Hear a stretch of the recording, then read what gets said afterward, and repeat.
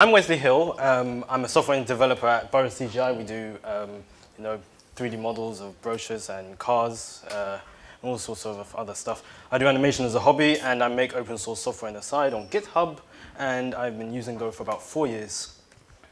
So to start off, I'm going to give a brief explanation of JWTs and compare the security implications, contrast alternatives to JWT, and which of these alternatives you should use in your use case, for your use case. So this token is a JWT. So for those who don't know, JWT stands for JSON Web Tokens, and it's a token format to securely send information between two parties. JWTs can be optionally signed or encrypted, and it forms part of the JavaScript object signing and encryption standard, otherwise known as JWT. But put simply, a JWT is a JSON that is cryptographically signed. So internally, it contains an algorithm header which specifies the signing method, the token, and a JSON payload at the end. JSON payload in the middle, sorry. At the end, there's a signature, which is HMAC or RSA key pair. And the entire token is encoded with base64. So that's just an overview of what the header, all the other good stuff of what a JWT is. So, JWT use cases. So, the use case of JWTs are good if you want to verify if data has not been tampered with. That's what the signature is there for, obviously. And JWTs are also good in use cases where they're used only once, such as like temporary download links or password reset mechanisms and so forth. And also, they're also good in situations where they need to expire very quickly. So you don't want, long persisted JWT tokens, as we'll go through in a few slides. So although JWTs are popular, they also have some pitfalls. So on their own, JWTs are not encrypted, which means although they are signed to prevent modification, the contents of the JWT are in plain text.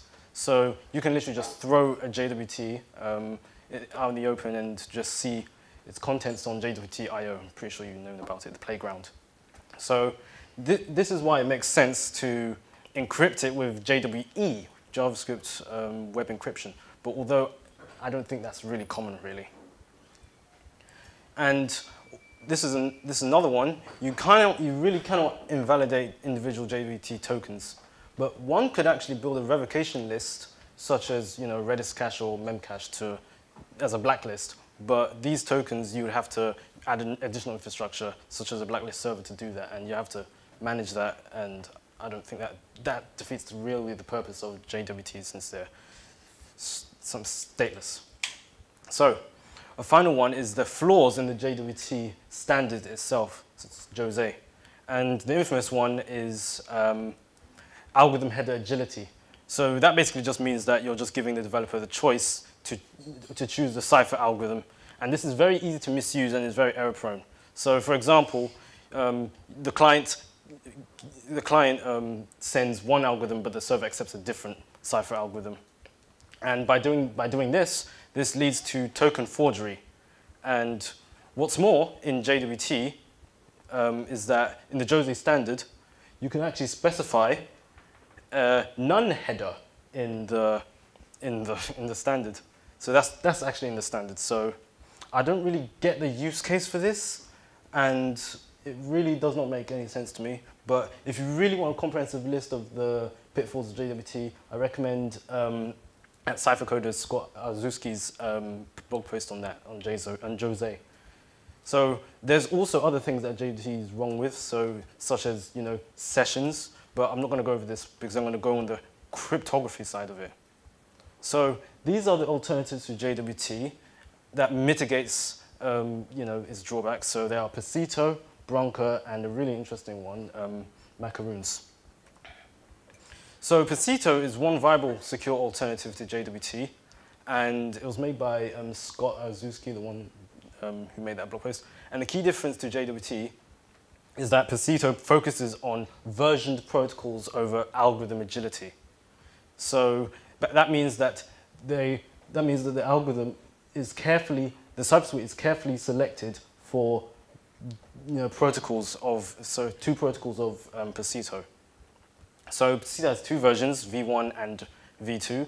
V1 is for compatibility purposes, and version 2 is recommended. So PASETO also has something called purposes. So this is public, which is for asymmetric encryption, local, which is for symmetric encryption. Because of these two features of PASETO, it is very unlikely that you would actually, when you're using any applications, it's very unlikely that you would actually misuse them. And there's a Go version or a Go implementation of PASETO from Oleg on GitHub, and also PASETO is implemented in 10 languages, including Go. So this one also implements the entire spec. So Branca is another one, which is more simpler than PASETO. It's actually based on an older version called Fernet, but made by Heroku, and it's designed to actually generate tamper-proof tokens for API keys. So it uses modern crypto algorithms such as XCharter Poly 1305, which was recently added in the, as we get to the next slide, the Go version of the Go repo, Go Crypto. So shout out to the Go team for adding that in recently. So yeah, XCharter Poly 1305 is more efficient than AES that I've heard. So what's good about this one is that there's obviously no algorithm agility. So because of that algorithm up there, the payload is not, although the payload is not specified for Branca, it allows you to customize the payload. So that means you can actually, it can actually be used in the same way as JWT without the flaws of the Jose standard. So just as taste to see the code of my Branca library, you can see that you can encode a Branca token with just the key, which must be 32 bytes long, and you can just encode hello world, and then that should be about it. And just to give you a taste on how to encode and decode in a few lines. So lastly, Macaroons is a token made by Google that conceals data for authorization purposes. So there's things that, Macaroons is made by Google, and it deals with signing cookies to delegate authorization data for like something that they introduced in their paper called caveats. So there's something called first party and third party caveats. So those deal with read-write and access of resources and validity restrictions. And also third party caveats can be used for communicating with external services. And macaroons can also be used in situations which you're keeping user data authenticated across domains and in different subdomains. So if you're curious about macaroons, I think it's very interesting. You can actually check out the Macaroons 101 and the playground as well. So this is just a comparison matrix of JWT, PASETO, Branca, and macaroons. So you can see this when I upload the slides soon. Also, the links to the appendix is also in the slides as well. So in summary, which alternative token should I use? So you can use Branca if you just want a simpler version of PASETO with no digital signatures. So what that means is that version 2 local of PASETO is literally just Branca because it uses the same encryption scheme, XCharter Poly 1305. So they're literally the same. However, the difference is that PASETO actually deals with digital signatures. So yeah, microtechnologies as an example is using, if you know Go Micro, they're using Branca for API keys in its enterprise offering. And macaroons you can use macaroons in the use case if you're delegating authorization. Although it's an alternative to JWT, it may be overkill for a simple use case. So I know that Hyperdex uses macaroons for this as well. But ultimately, you can use PASETO if you want a secure and robust alternative to JWT. So since it's like JWT, you can literally just, if you're familiar with JWT, you can literally just, it's literally just a drop-in replacement.